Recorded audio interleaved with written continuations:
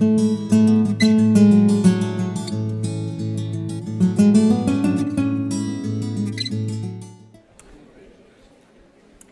bonjour à tous. Je tiens tout d'abord à remercier l'ensemble des organisateurs de ce colloque et en même temps tous les membres du comité scientifique donc de me permettre de présenter mes recherches que j'ai pu faire au sein des archives du musée Picasso. Pardon. Peut-être que comme ça sera mieux. Vous m'entendez bien ou... Oui, c'est bon. Pardon. Donc, dès l'éclatement de la guerre civile espagnole en 1936 et tout au long de sa vie, la position politique de Picasso en faveur de la cause républicaine ne fait aucun doute. Tout au long du conflit, Picasso s'est clairement défini comme anti-franquiste. Et cet engagement prend différentes formes au sein de l'identité même de Picasso. Bien sûr, on va le répéter quand même, Picasso est un artiste anti-franquiste. D'ailleurs, il confie à Christian Zervos en 1935 que la peinture n'est pas faite pour décorer les appartements, c'est un instrument de guerre offensive et défensive contre l'ennemi. Et en l'occurrence, l'ennemi, c'est Franco. Bien sûr, le premier témoignage artistique de cet engagement, c'est Guernica. Et même si aucun élément du tableau ne situe la scène en Espagne, hormis le taureau et le cheval, Guernica est devenu le symbole contestataire de tous les artistes opposés à Franco.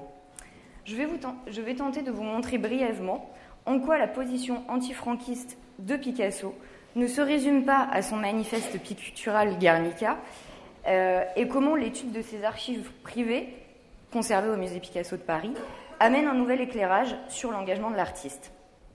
Donc, l'objet de cette intervention a été rendu possible grâce à l'obtention de la bourse Immersion proposée par le laboratoire d'excellence CAP, qui veut dire Création Art Patrimoine, et qui permet à des doctorants d'effectuer des travaux de recherche au sein d'institutions muséales. Donc pendant 10 mois, de novembre 2015 à septembre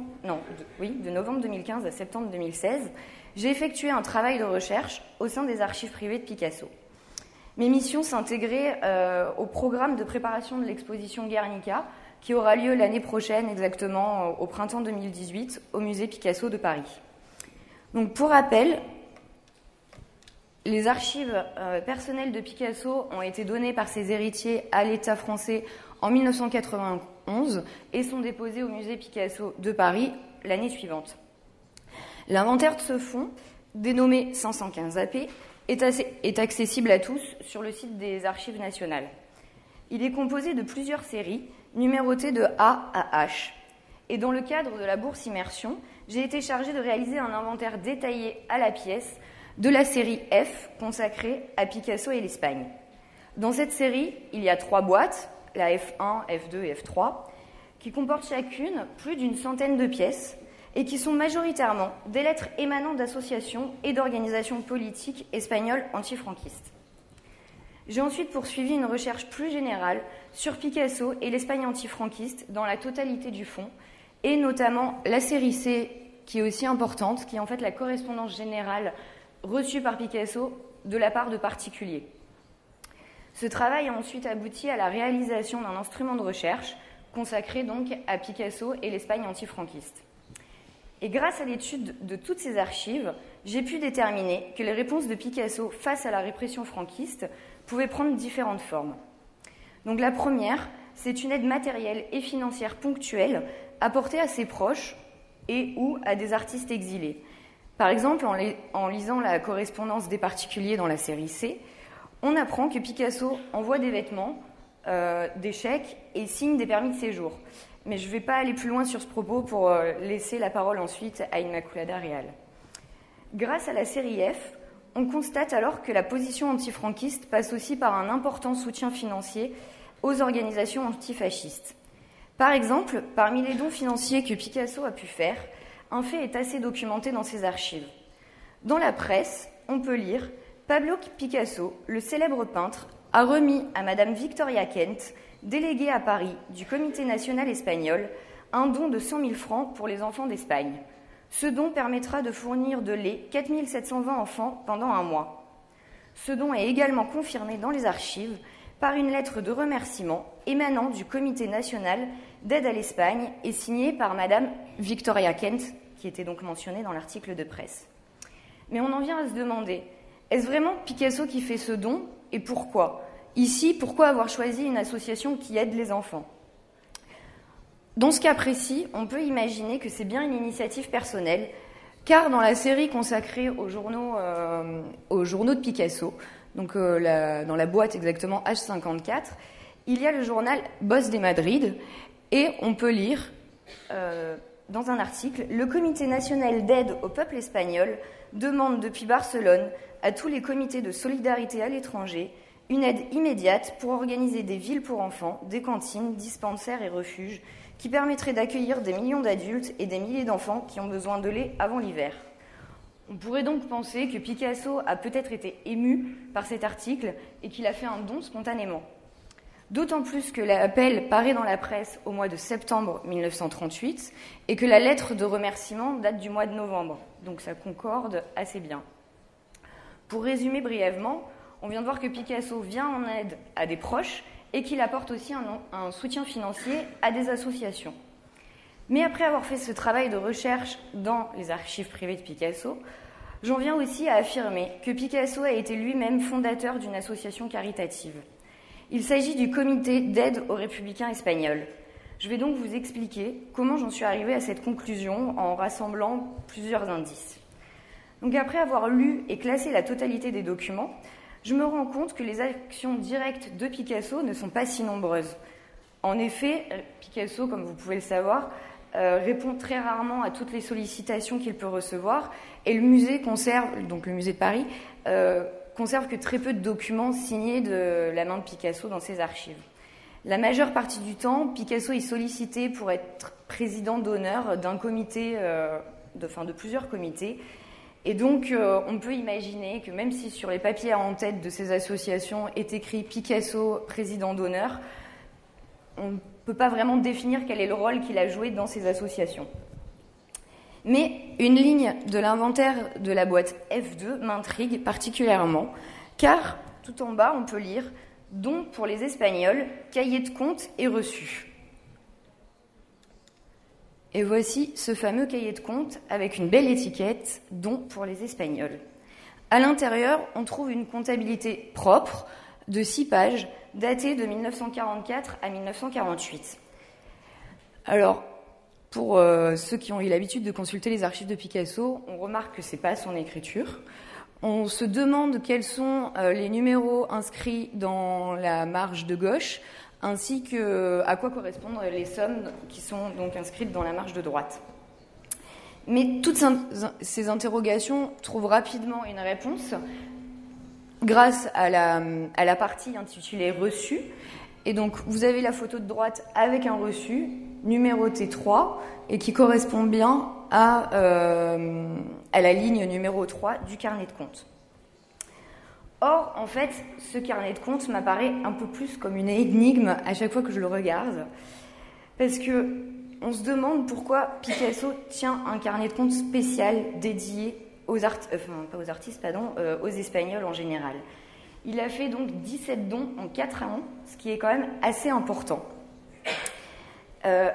J'en viens donc à me demander pourquoi Picasso faisait-il ces dons? Est-ce qu'il les faisait à titre personnel ou peut-être est-ce qu'il était trésorier d'une association? En fait, avec ce cahier, Picasso apparaît de plus en plus pour moi comme un réel acteur d'un réseau d'aide et non pas comme un simple destinataire passif qui ne répond pas toujours à ses courriers. De plus, il semble être au centre d'une correspondance croisée entre plusieurs entités. En reclassant les archives de la série F, j'avais un grand nombre de documents qui ne semblaient pas correspondre aux scripteurs énoncés dans l'inventaire. D'une part, j'avais des lettres du Joint Anti-Fascist Refugee Committee.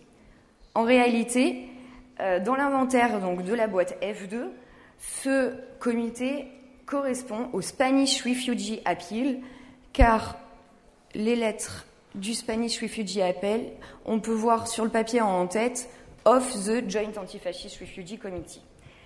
Et cette entité apparaît en fait dans la série G5, qui est consacrée à Picasso et les mouvements pour la paix et les droits de l'homme.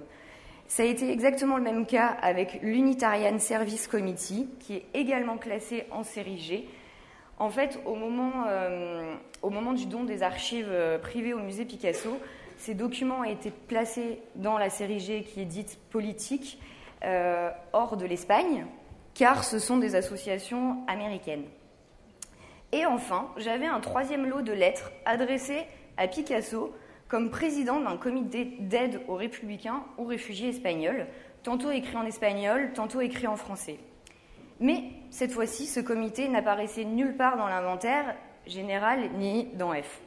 J'avais donc 3 associations ou organismes qui entretenaient des contacts réguliers et triangulaires. J'ai alors tenté de reconstituer un puzzle autour de plusieurs personnages récurrents, un peu comme une pièce de théâtre, en cherchant des acteurs, un lieu et une unité d'espace et de temps. Le tout en suivant mon intuition que donc Picasso avait lui-même fondé le comité d'aide aux républicains espagnols. Et le premier élément corroborant cette hypothèse est... Non. Oui, pardon. Et ce télégramme du Joint... Enfin, c'est une copie du télégramme, pardon, du Joint Anti-Fascist Refugee Committee. On peut voir que son président, Edvard Barsky, et pas comme Félix, comme ça peut être écrit en bas, demande à Manuel Azcárate s'il peut, je cite, aider à établir un grand comité pour aider les réfugiés en France, auquel il pourrait envoyer des fonds pour l'aide et la réhabilitation des réfugiés. Le mois suivant, en janvier 1945, Barsky réitère sa demande et souhaite que Picasso soit le président d'honneur de ce comité à la place de Manuel Azcárate. Jusque-là, cela ressemble en fait à une demande parmi tant d'autres qu'on peut trouver dans les boîtes F. Or, cette fois-ci, Picasso répond.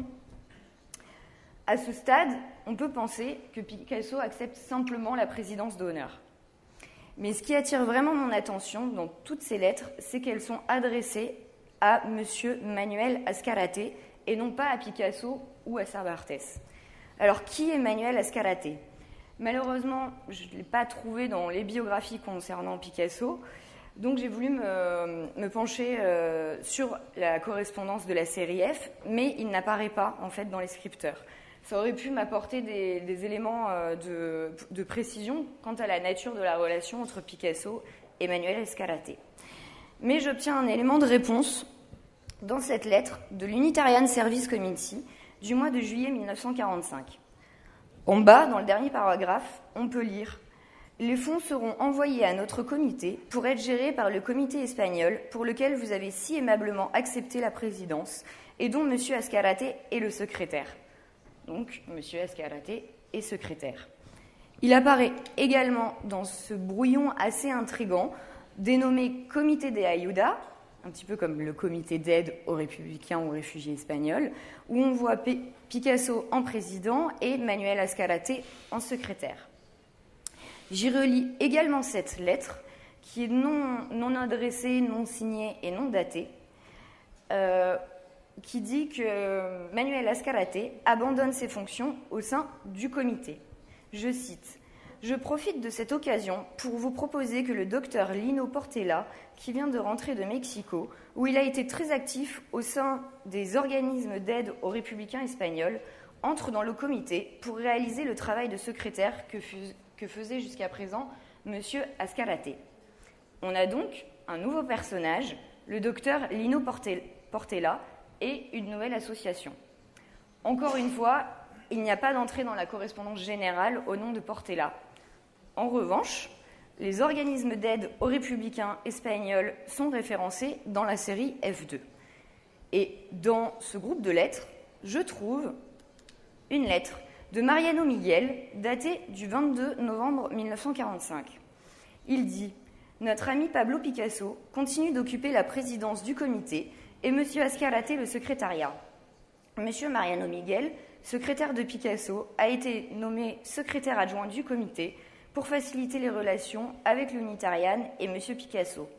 Nous avons pris en compte que M. Azcárate réside normalement à Toulouse.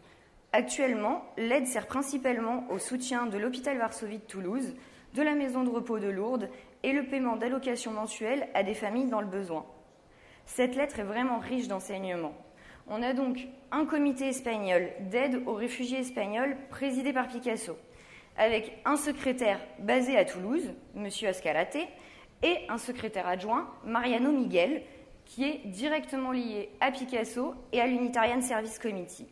Ce comité demande des dons à d'autres organismes basés en Amérique latine, ici au Mexique, pour ensuite les redistribuer en France, dans le sud-ouest notamment. On a donc un nouvel acteur, une nouvelle fois, qui rentre en jeu. Il s'agit de Mariano Miguel. Et cette fois-ci, je suis assez chanceuse, car il y a des lettres de lui dans la correspondance. Et en plus, son fils a publié en 2004 le journal que Mariano Miguel tiendra à la fin des années 60, à la mort de sa Barthès, quand il redevient un petit peu le secrétaire de Picasso. Dans la préface, le fils de Mariano Miguel précise qu'il était l'ami de Picasso depuis 1945, et c'est à cette date qu'on trouve les premières lettres dans la correspondance. Je cite « Picasso, par générosité et par conviction, a apporté une aide importante aux Espagnols réfugiés, sous la forme de dons financiers et d'œuvres. Mon père, qui participait à l'organisation de cette aide, a été amené à rencontrer régulièrement le peintre. Une amitié est née entre les deux hommes. » À la lecture de la correspondance envoyée par Miguel à Picasso, on constate en effet qu'il s'occupait des affaires du comité. Par exemple, il a envoyé ses photographies prises lors d'une réunion avec l'Unitarian Service Committee, et on reconnaît en haut à gauche, assise à côté de Picasso, Madame Herta Tempi, dont on a parlé tout à l'heure, et qui est donc la présidente française de l'Unitarian Service Committee à Paris. Un peu plus loin, 2 ans plus tard, Mariano Miguel se rend à Toulouse et il envoie des cartes postales et des lettres à Picasso, lui disant qu'il s'occupe des affaires de l'hôpital Varsovie, comme on peut lire ici. Enfin, dans une lettre de 1950, on apprend que Picasso l'avait embauché comme secrétaire pour qu'il puisse obtenir un permis de séjour en France en tant que réfugié espagnol. Maintenant, une nouvelle question surgit, et ce n'est plus un personnage mais un lieu. Qu'est-ce que l'hôpital Varsovie ? Par chance, cet hôpital existe toujours, et sur la page internet, on peut lire qu'il a été créé en 1944 par des médecins bénévoles et des unités des combattants espagnols des forces françaises de l'intérieur. Les équipes de l'hôpital Varsovie reçurent des soutiens de toute l'Europe, des pays d'Amérique du Nord et du Sud, et plus particulièrement des États-Unis et du Canada, notamment du Joint Anti-Fascist Refugee Committee et d'Edward Barsky. La boucle est quasiment bouclée, on y est presque. Picasso aurait donc joué un rôle primordial dans la pérennité de l'hôpital Varsovie grâce au comité d'aide aux républicains espagnols. Et à ce propos, j'ai également trouvé cette lettre d'un médecin qui propose son aide pour l'hôpital de Toulouse, et elle est adressée à Picasso, président du comité d'aide aux républicains espagnols. Son émetteur, comme on peut le voir, c'est le docteur J. Duiswing. Alors, pardonnez-moi pour la prononciation, mais je ne sais pas du tout. Et à votre avis, comment s'appelle l'hôpital Varsovie maintenant à Toulouse ? L'hôpital J. Duiswing, Joseph Duiswing, exactement. Donc jusqu'ici, toutes ces propositions semblent à peu près bien se tenir, mais je finis par trouver la confirmation de mon intuition dans la série sur les journaux de Picasso. Et vous avez ici ma pièce maîtresse, le bulletin d'information du comité d'aide aux républicains espagnols, le premier numéro, avec un appel de Picasso en première page. Je vais passer vite. Ensuite, quand on le parcourt, on a donc un détail d'où viennent les aides depuis l'Amérique en général. On voit par exemple que de l'Uruguay a été envoyé des colis sur un bateau à vapeur appelé Désirade. Et comme par hasard, on trouve aussi une lettre de l'Unitarian Service Committee parlant de ce fameux envoi par le bateau à vapeur Désirade. Ensuite, on parle aussi de la distribution des aides. Donc on retrouve l'hôpital Varsovie, des maisons de repos, des colonies pour enfants. Et tout en bas est écrit que la correspondance doit être envoyée au docteur Lino Sanchez Portela, donc le fameux qu'on avait tout à l'heure qui avait remplacé M. Azcárate comme secrétaire du comité. Enfin, la liste la liste des membres du comité avec pour président Picasso et les secrétaires Sanchez Portela et Mariano Miguel. Pour conclure rapidement, on trouve aussi des annales de l'hôpital Varsovie dans cette série d'archives. Et pour conclure rapidement, j'ai essayé de faire un schéma pour vous montrer comment Picasso se retrouve au centre de ce réseau d'aide. On a donc les 2 comités américains, le Joint Anti-Fascist Refugee Committee et l'Unitarian Service Committee, qui correspondent avec Picasso et qui lui demandent de créer en France une antenne pour recevoir les aides que eux-mêmes reçoivent de toute l'Amérique latine. Donc ce sont tous les noms des comités inscrits sur la partie gauche du schéma. Et donc Picasso envoie ou fait partie donc du comité d'aide aux réfugiés espagnols qui retransmet tout ça, notamment à l'hôpital Varsovie de Toulouse. Voilà, je vous remercie de votre attention.